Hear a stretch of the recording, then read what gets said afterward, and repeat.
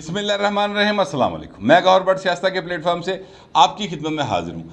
सबसे पहले दरख्वास्त है कि चैनल को सब्सक्राइब कर लें और बेल आइकन ज़रूर दबा दें ताकि आप तक मेरा व्लॉग बर वक्त पहुँच सके। ख़बर यह है कि इमरान खान की पुकार है कि इलेक्शन हो अक्टूबर में। नवाज शरीफ भी इसके लिए तैयार है, लेकिन आसिफ जरदारी और मौलाना की तरफ से चिट्टा साफ इनकार है।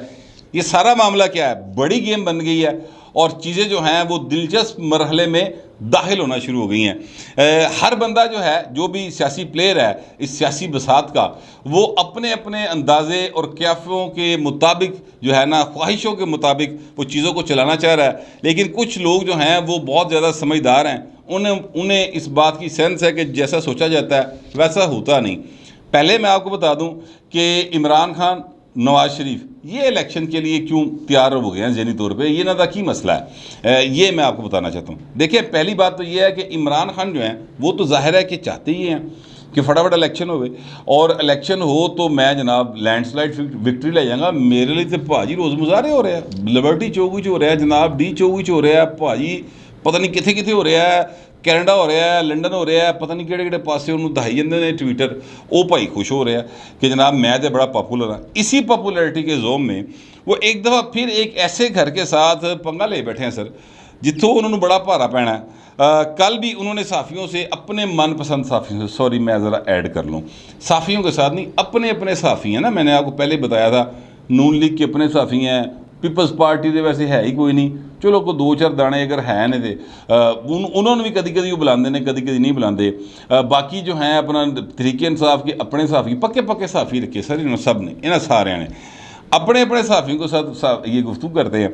और उस अपने साफ़ी के साथ गुफ्तगू करते हुए जो ख़बर आई है उसमें ये है कि जनाब इमरान खान साहब ये कहते हैं कि मौजूदा सियासी और माशी हालात को देखते हुए ताकतवर हल्के, यानी ताकतवर हल्कों से क्या मुराद थी, पाकिस्तान के अंदर ताकतवर हल्का भाई कोई है, वो पाकिस्तान की फौज है, ठीक है। और वो कहते जी बड़े परेशान हो, घबरा गए ने हो, और बजट के 1.5 माह बाद ये हुकूमत रुखसत हो जाएगी और फिर नवा इलेक्शन होगा। और ये उन्होंने बाकायदा तौर पे बात की है। उन्होंने कहा जी मजबूत क़यादत की ज़रूरत है जो मेरी सूरत में मौजूद है, जो पाकिस्तान को इन हालात से निकाल सके। दुआई खुदा दी, देखो अपने आप अपनी तरीफा आप ही भाई करी जाता। वो इमरान शफकत साहब कहते हैं कि किसी बंदे ने उनको बताया कि इमरान खान साहब इतने ज़्यादा खुद परस्त इंसान है कि शीशे च अपने आप को वेख के तो अपनी चुम्मियाँ आप ही ले रहा होंगे, ठीक है। माजर के साथ ये लफ्ज़ मैंने इस्तेमाल किया, लेकिन बाहर वो जो उन्होंने कहा था वो मैंने आपको बता दिया, इतना खुद परस्त इंसान है। फिर वो कहते हैं कि जनाब ये जो मौजूदा है ना अदम इस्तेहकाम माशी, इस पर किसी सूरत भी कोई आलमी अदारा जो है ना मौजूदा हुकूमत के साथ डील करने को तैयार नहीं है। और IMF को और दीगर ममालिक को यकीन है कि अवाम इस हुकूमत के साथ नहीं है, वो ये कह रहे हैं। अब मैं आपसे अर्ज़ करूँ, थोड़ी जी कप्तान की क्लास भी ले लीजिए बहू जी।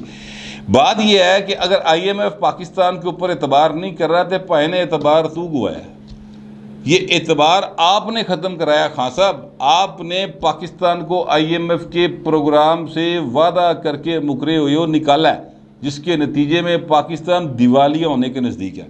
आपने अपनी तरफ से बहुत बड़ी सियासी चाल चली कि जनाब पेट्रोल की कीमत फिक्स कर दें, आने वाले देखे जाएंगे, क्योंकि शेख रशीद कह चुके हैं 4 महीने पहले IB ने कहता कि तुम जा रहे हो, ਤੁਹਾਡਾ बोलो रहा मैं ख़त्म ਤੁਹਾਡੀ कहानी, ठीक है। तो आपने ये जानबूझकर अपनी तरफ से चलाकी लगाने की कोशिश की सर, लेकिन वो चलाकी जो है ना वो आपको पुठी पड़ी ही नहीं पड़ी, मुझे नहीं पता, पाकिस्तान को पुठी पड़ी हुई है सर। और पाकिस्तान के अवाम और पाकिस्तान उसकी बहुत बड़ी कीमत अदा कर रहे हैं, आइंदा भी करेंगे, इसमें कोई शुबे की बात नहीं। लेकिन जिस तरीके से IMF के को राज़ी करने के लिए बिलावल भुट्टो साहब कोशिश कर रहे हैं, और जिस तरीके से ये हुकूमत उनकी जो शराइत हैं जिन पर आपने दस्तखत किए हुए हैं, इमरान खान साहब ने दस्तखत किए हुए हैं, उन पर अमल दरामद कर रही है। मुझे लगता है कि IMF जो है ना वो मानते कि इमरान खान का ये जो है ना ख्वाब वो पूरा नहीं होगा, कि आलमी इदारे इन पर यकीन नहीं करेंगे। अच्छा, अब इमरान खान साहब अक्टूबर में इलेक्शन क्यों चाहते हैं? वो एक तो उनको पॉपुलैरिटी का बड़ा जोम है कि मैं बड़ा पॉपुलर है, मैं बड़ा सोहना, मैं इधर तकना ते इधर दुनिया, इधर तकना ते इधर बुढ़ियाँ, इधर तकना ते उधर लुड़की भंगड़े पाना शुरू कर दें, दरख्तों पर चढ़ जाते, इस तरह की बातें करते हैं। मुझे देखने के लिए दरख्तों पर चढ़ जाते हैं, ये बातें भी करते हैं। हालांकि मैं हासा आता है, ये दरख्तों पर चढ़ने वाले जो जाले होते हैं या जो कारकुन होते हैं वो सारी सियासी जमातों के पास होते हैं। खैर, ये एक मामला जो है वो अपनी जगह पर है। दूसरे वो उनका ये ख्याल है कि जनाब महंगाई जो है ना वो नून लीग को खा जाएगी सर, इलेक्शन होगा तो, क्योंकि महंगाई कंट्रोल नहीं होनी। और ये बात दुरुस्त है, महंगाई कंट्रोल कोई नहीं होगी। मैं इस हुकूमत के आने से पहले भी कहता था, इमरान खान साहब जिस डगर पे चल रहे हैं, ये महंगाई का एक ऐसा जिन बोतल से बाहर निकाल रहे हैं जिहड़ा काबू नहीं आना, छेती किते काबू नहीं आना। इहदे लई वड्डे चिल्ले कट्टने पैने हैं, और चिल्ला पूरा पाकिस्तान कट्टेगा तो पाकिस्तान चिल्ला कटदा पिया सर, और मज़ीद काटेगा। लेकिन 3 महीने तक जो है वो किसी तरह से चीज़ों को की बेहतरी की उम्मीद की जा रही है। अभी उम्मीद मतलब पक्की नहीं, उम्मीद की जा रही है कि शायद हो जाए। ये भी अजाब इमरान खान साहब ने डाला हुआ। वो कहते जी ये जो है ना, मैं तो ये चो निकल गया, यह सारा जो मलबा है, ठीक है, जो शहरी साहब कहते हैं कि साडा सारा गंद जो ना वो नून लीग के मत्थे ते पै गया, यानी वो तस्लीम करते हैं कि सारा गंद इमरान खान ने पाया है, ठीक है। अच्छा, वो कहते ये हो जाएगा, रह गई पीपल्स पार्टी, तो कहते पीपल्स पार्टी का पंजाब कख कंडा नहीं, वह की है। वो जो अपना सिंध की देहात की पार्टी है, शहरी हल्के वैसे ही मेरे साथ है, KPK तो मैं खंगन नहीं देना किसी को। अब ये उनकी सारी अपने हल्का अहबाब के अंदर गुफ्तगू है जो ज़राए से मालूम हुई है, तो मैं वो आपके सामने रख रहा हूँ। अब ये कितनी दुरुस्त है कितनी गलत है ये बात बाद की बात है, ये फ़िलहाल तो मैं उनका नुक्ता नज़र बता रहा हूँ, ठीक है। वैसे मैं आपसे अर्ज़ करूँ कि जो है ना अपना इमरान खान का ये ख्याल कि जनाब ये जो है अपना सिंध तक की पार्टी है पीपल्स पार्टी, ये उनका ख्याल गलत है। जिसले भैन हथ जोड़ी होएगी, हथा च हथ पेगा तो शहरी इलाके भी तुहानू पता लगेगा। बहरहाल वो जो मामला है वो पीपल्स पार्टी क्या सोचती है वो मैं अगली बारी में आपको बताता हूँ। अब आ जाते हैं इस तरफ के मियाँ नवाज शरीफ साहब जो हैं वो उनकी तरफ से खबर ये आई है, और ये मुझे ज़ाहिर है कि ज़राए ने बताई कि जो साजिद मीर साहब है सेनेटर हैं, नून लीग की तरफ से वो सेनेटर होते हैं। वैसे उनकी अपनी एक जमात है, लेकिन वो बंदे नून लीग देने पक्के पक्के। वो उन्होंने मुलाकात की थी पिछले दिनों मियाँ नवाज शरीफ साहब के साथ लंदन में, तो वो मियाँ नवाज शरीफ ने कहा जी अक्टूबर में इलेक्शन हो सकते हैं, तैयारी करो मीर साहब, अक्टूबर में इलेक्शन हो सकते हैं। अच्छा, मियाँ साहब की आदत जो है ना वो यही है, वो जब रूटीन की गुफ्तगू कर रहे होते हैं, आपस में बैठ के बात कर रहे होते हैं, तो वो कोई डेफिनेट किस्म की गल नहीं करते, कोई हुक्म नहीं चलाते। वो कहते हैं मेरा ख्याल है हो सकता है, इसका मतलब है कि वो चाह रहे हैं कि काम हो जाए। अब मैंने ये जब मुझे पता चला तो मैंने नून लीग वालों से रब्ता किया, मैं क्या बाबू जी तुसी किस चक्कर च इलेक्शन अक्तूबर करान टुरे हो? आपने जो इतना खौफनाक बजट दिया है और जी इंतहाई खौफनाक महंगाई आवाम को ये आनी है, क्योंकि बजट यकम जुलाई से लागू होगा ना, तो जो फिर महंगाई का तूफान आना है, पहले ही जी महंगाई वो कंट्रोल नहीं हो रही, वो लोग जोड़े ने बददुआ देने से आए हैं, तो अगे भैन की बनेगा, तो तुसी दसो की करोगे?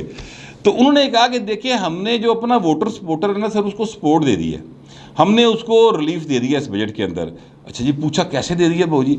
उन्होंने कहा सर इस तरह दे दिया है कि ये जो 12 लाख तक तनख्वाह लेने वाला बंदा है ना, 6 लाख से 12 लाख के दरमियान इसकी सालाना तनख्वाह है, तनख्वाहदार तबका, ये हमारा वोटर सपोर्टर है। और इसकी हमने 6 लाख तक रुपया नहीं टैक्स, पहले टैक्स था, अब रुपया टैक्स नहीं है, और 12 लाख तक 100 रुपये टैक्स लगा दिया, तो लिहाजा उसको हमने रिलीफ दे दिया, जबकि पहले ये टैक्स की रेशो बहुत ज़्यादा थी। मैं खुद उसी कैटेगरी में फॉल करता हूँ, लिहाजा मुझे पता है।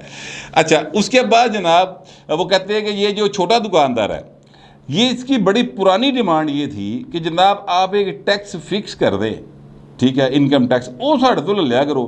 ये FBR ले आई जाते हैं, असं उन्होंने भी पैसे ला रहे होंगे, सानू चक्कर लवा रहे होंगे, नवे तो नवा नोटिस आया होंगे किस हिसाब में पे हैं। ये छोटा मोटा दुकानदार जो है, मैं मिल ओनर्स की बात नहीं कर रहा, उनको हमने टैक्स जो है वो फिक्स कर दिया। लिहाजा ये 2 हल्के जो हैं वो सर हमें हमारे नाल राज़ी हो गए। तीसरी जो उन्होंने बात की, उन्होंने कहा जी गंदम की जो स्पोर्ट प्राइस है वो भी हमने इस दफ़ा बढ़ा देनी है। हमने अनाउंस कर दिया कि हम इसको बढ़ाएंगे, तो हम इसको मज़ीद बढ़ाएंगे। लिहाजा देहात के इलाके में जो हमारे हैं सपोर्टर या वोटर, उनको भी इस तरह से हम रिलीफ दे देंगे।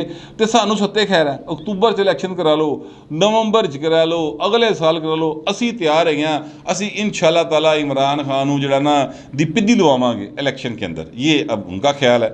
अच्छा, अब वो ये कहते हैं कि जनाब इमरान खान साहब जो हैं वो ये कहते हैं कि जनाब जून के यानी बजट पास होने के 1.5 महीने बाद हुकूमत चली जाएगी। 30 जून तक बजट का पास होना लाजमी है आइनी तौर पर। यानी 30 जून रात 12:01 तक अगर बजट पास ना हो वफाकी हुकूमत का या सूबाई हुकूमत का, तो वो हुकूमत ख़त्म हो जाती है, उसका वजूद जो है वो ख़त्म हो जाता है। फिर उन्हें नया एतमाद का वोट लेना पड़ता है।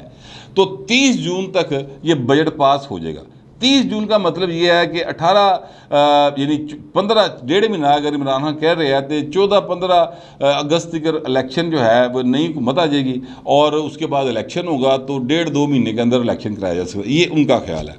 अब इसमें जो 2 बड़े प्लेयर हैं इस सारी गेम में, पॉलिटिकल प्लेयर्स की बात कर रहा हूँ, ये असल प्लेयर वाले पासे मैं नहीं आया, वो मैं आगे जाके आऊँगा।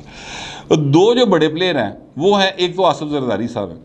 आसिफ जरदारी साहब जो है ना वो डबल एज सोर्ड काम करते हैं। वो मैंने आपसे कई बार कहा है, वो पाकिस्तान की सियासत के रस्तू है असल में। वो उनको पता है कि सारे मोहरे किस तरह से बिछे हुए हैं और मैंने इनको काउंटर कैसे करना है। किसी किसी ले बंदा मात भी खा जाता है, एड्डी गल कोई नहीं, लेकिन ज़्यादातर जरदारी साहब के आइडियाज़ और जरदारी साहब का प्लान जो है वो कामयाब होता देखा मैंने। ये हुकूमत इमरान खान की भी जरदारी साहब ने गिराई है। अच्छा, अब उन्होंने अभी से भांप लिया कि नवाज शरीफ का भी दिल है अक्तूबर जान का, वह दिल लेके चले जाइए तो कोई गल नहीं, तो इमरान खान तो चाहते ही फौरी इलैक्शन है। लिहाजा उन्होंने अभी से खुद को मुस्लिम लीग नून की मौजूदा हुकूमत से डिस्टेंस पे करना शुरू कर दिया। आप ज़रा ये इस बात पे को नोट करें, मैं आपको बताने लगा हूँ कैसे।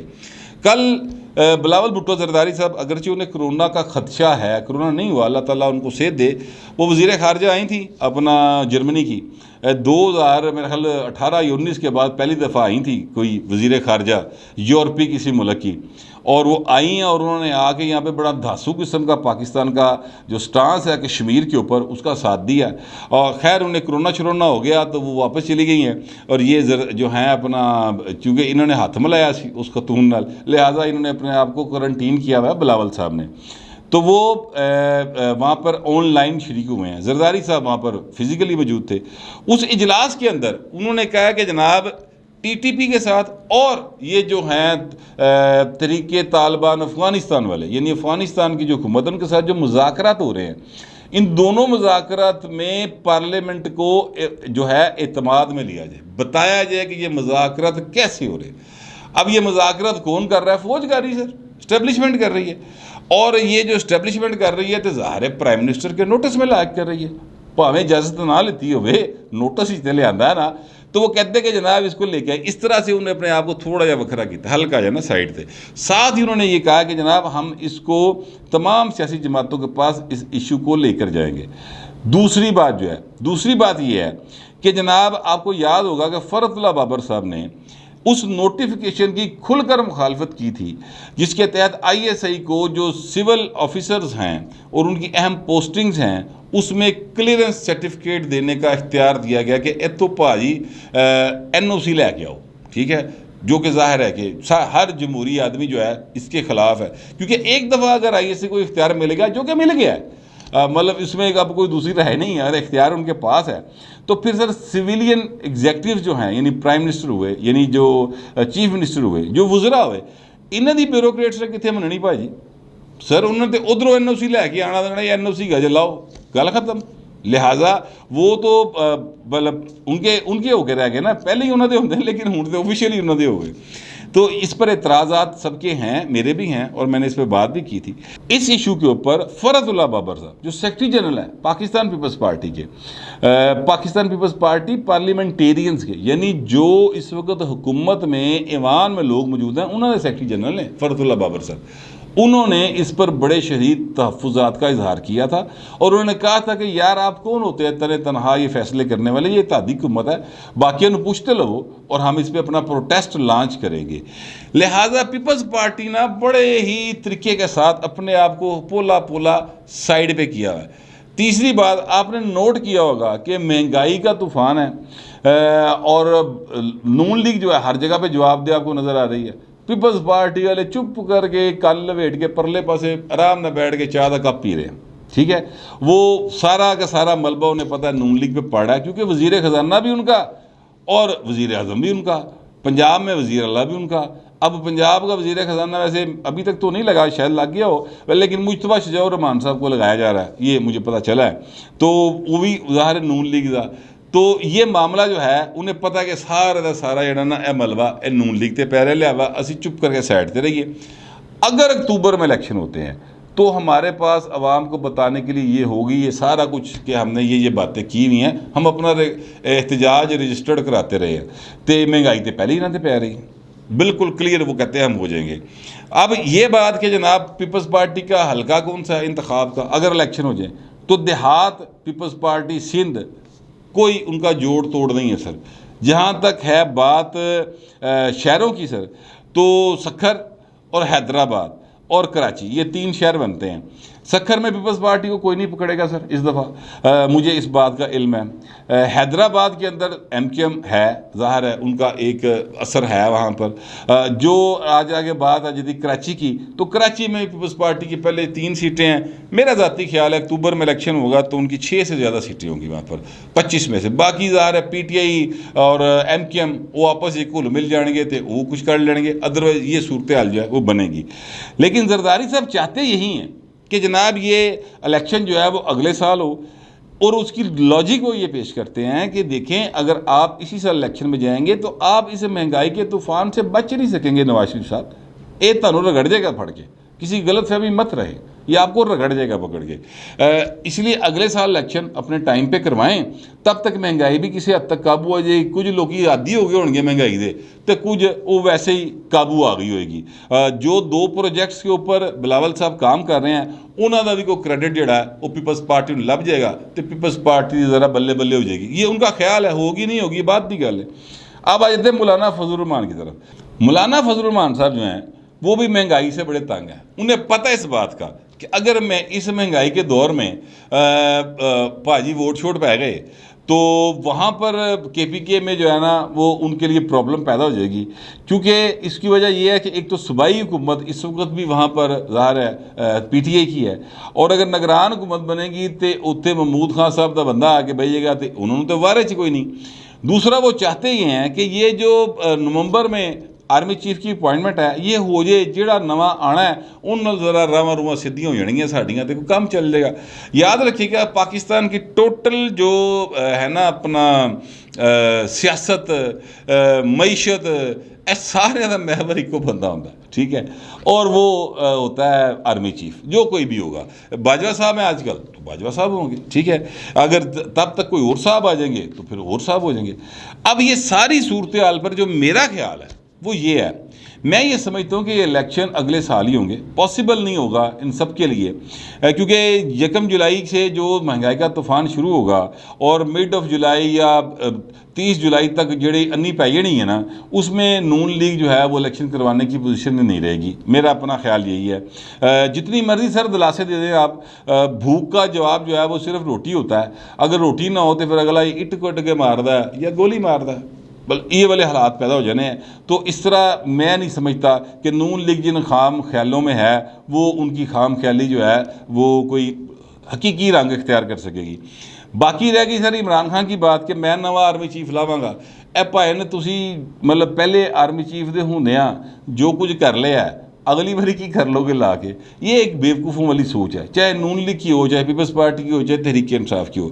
बाजवा साहब को किसने लगाया था आर्मी चीफ? नवाज शरीफ ने। तो नवाज शरीफ कितने बैठा है सर, ठीक है।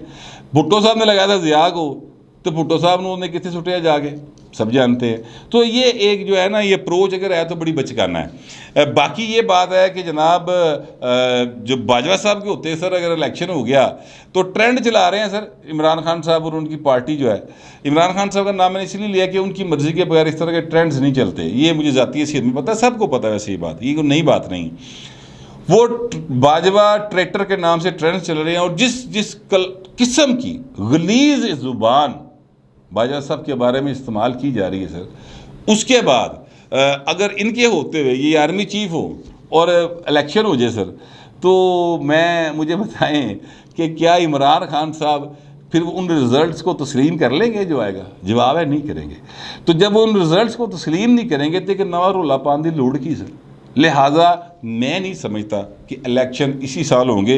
जिन जिन की कोशिश है वो अपनी कोशिश जारी रखन, कोई इतराज़ नहीं है सर, हर बंदे को हक है। मेरा ये अपना तबसरा, ये तजिया है कि इलेक्शन इस साल नहीं होंगे, इलेक्शन अब अगले साल ही होंगे और ये सब के फ़ायदे में बात होगी। चाहे वो इस्टेब्लिशमेंट है, चाहे वो सियासी जमातें हैं, चाहे वो हमारी माशी हालत है। अगर इस साल में किसी वक्त भी इलेक्शन अनाउंस कर दिया गया, ये इलेक्शन हो गया, तो सर ना हमारी माशी हालत ठीक होगी, ना सियासी जमातों के लिए बेहतर होगा। और अगर माशी हालत ठीक नहीं होगी और सियासी अफरा तफरी रहेगी तो सर इस्टेब्लिशमेंट के लिए भी ये फ़ायदे में नहीं जाएगी। ये बात ये जो है ना बड़ी पढ़ी लिखी जी गल है, घट लोगों को समझ आती है, लेकिन मैंने कह दिया है हूँ जिन समझ आवे वो अपनी समझ के मुताबिक थले जवाब लिख देना। जो कुछ मेरे पास इन्फॉर्मेशन थी और मेरा ख्याल था मैंने ईमानदारी से आपके सामने रख दिया। आप लोगों का जो भी ख्याल होगा लिखिएगा ज़रूर यार, लेकिन ज़रा तहजीब के दायरे में। फिलहाल इतना ही, मिलते अगले व्लॉग।